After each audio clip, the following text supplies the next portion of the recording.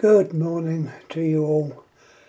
Sorry I haven't put any vids up the last few days, but unfortunately I felt like death warmed up. I had another attack, and before you say anything, no, I don't drink, and I don't drink port. I had an attack of gout. I think this was brought on by some lovely chocolate type ice cream, which I dumped the rest out of the box. It's very painful. I couldn't even walk. When I say I couldn't walk, that's honest. I more or less crawled down the stairs into the front room, feasted myself on paracetamols, and then just sat and felt sorry for myself the rest of the day. Now that was on, I believe, Monday, and it's still, well, it's not bad now, but it's reduced quite a bit. I find that perhaps drinking loads of water helps. It thins the blood, or it adds water to the blood, because everything you drink is pumped around you as the blood is, and it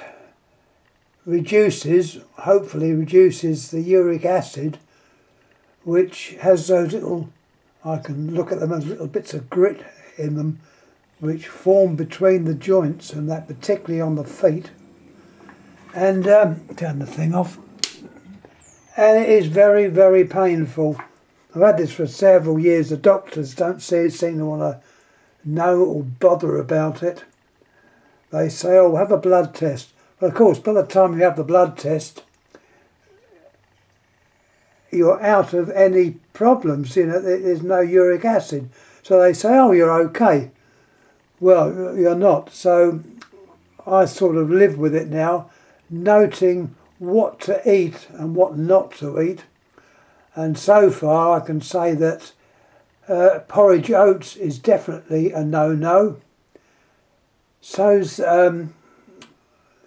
orange juice. I don't know whether it's all types, but it's the one you get from the big supermarkets. It's obviously put up by the same company. It's very cheap. It's low sugar, if any sugar in it. Well, that caused it as well. And I used to love that stuff. So certainly not down to indulging in drink, which in the old days was thought to have been caused by that. But it's uric acid, and it's a pain in the butt, or should I say pain in the foot. It normally affects part of the feet, the big toe. I won't give the posh name for it, but I can't remember it. But yeah, that's what it was. And I was, as I say, I felt sorry for myself, and it was horrible. It was virtually a week just gone to waste. So this is why I haven't been putting any stuff up for the last few days, and I haven't answered any of the questions and comments that were left for the other ones. I will. It's just a case of getting round to it. I'm more active now, not 100%, but not too bad. Anyhow, getting back to the telephone, I was trying to think what to put up. Okay, I've still got a few more to show. This one is okay, it's our old favourite, telephone 332. Well, that's what you would think, and it is obviously a 332. This was from the Automatic Electric of Portugal. The Automatic Electric was obviously a branch of our automatic company over here. I'll show you the dial, which is, these dials are quite good. They're pigs to work on. I was hoping to fix my other one, which is on the an ATE phone, but made for ITI, and unfortunately I'm blowed if I'm going to put a normal post office type dial in. Well, it might look the same outside, shiny finger plates, but I want to get one of those, and I'm just waiting for one to turn up. But this phone has already got it inside, which is the automatic electric dial, the typical dial which is used in France.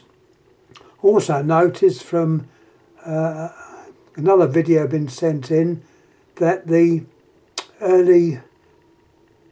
older Japanese phones had this same type of dial, so it's obviously perhaps one of the most popular dials ever made. If there's any comments on that, let me know. We'll have a little look at the chassis. Now this is, as I say, it is a typical 332. Also, this one has got, I would think it's graphite, I don't know. But I know when I worked for BT or GPO in those days, I was only a kid at the time or quite young, the engineers used to, well, these were the engineers that done subs-apps, not the installers, but the subs-apps people. They would often get a pencil, normal graphite pencil, and pencil those two. Whether it was for lubrication, I don't know, but that's what they used to do. I can remember that, and also wondered why they did it.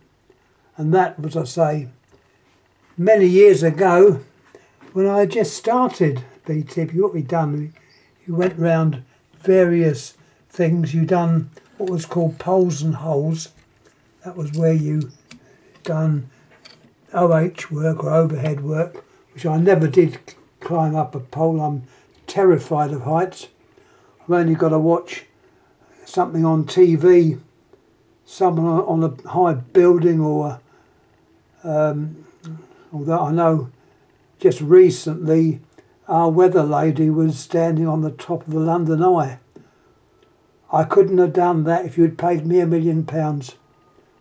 And that may upset me quite a bit. So yeah, I don't like heights. So anyway, getting back to that, poles and holes. Holes was obviously the UG or underground work. And we would do seeing all the different aspects of the GPO at that time. And obviously I ended up in the exchange for my sins.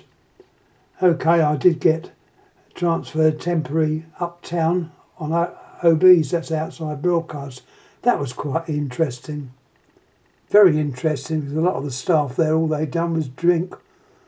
But I'm not to say too much, but in my opinion, it was not a very good example. Anyhow, getting back to the reverse side of the chassis, just a standard arrangement. Here you can see the capacitor, ATE Automatic Telephone Electric. Not a sign of the word GPO. Often on some of these phones, or not necessarily these ones, but the 706s and that, ones that were supplied for private installations, like telephone rentals, the capacitors used often had GPO on them, which meant they'd obviously been taken off the assembly line to be used for other applications, but not this one. These are nicely made. The chassis is held in by 3 self-captivated screws. You've got your induction coil there, and obviously the bell gongs, which are 2 types of gong to give that nice crisp ring. 500 ohms a piece, and your terminations. The lead that's on there at the moment has been changed to the British type plug. Now, leaving the, well, before I leave it, let's put this, just stand that around so we can see.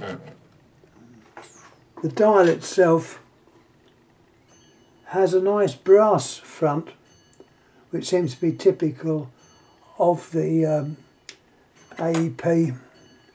You've got its name on there, AEP Automatic Electric Portugal.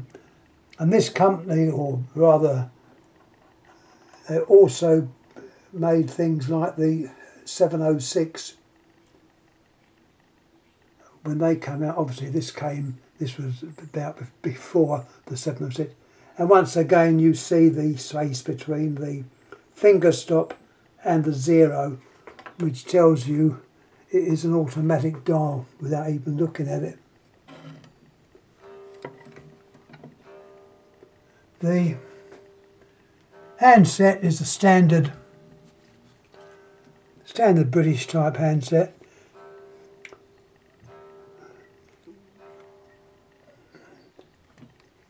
I won't take it out, but in there you've got the top hat type transmitter, spit type receiver, so named because it directs what you're saying, and also little grains of spit that you might have in your speech, spit cup I think they call that.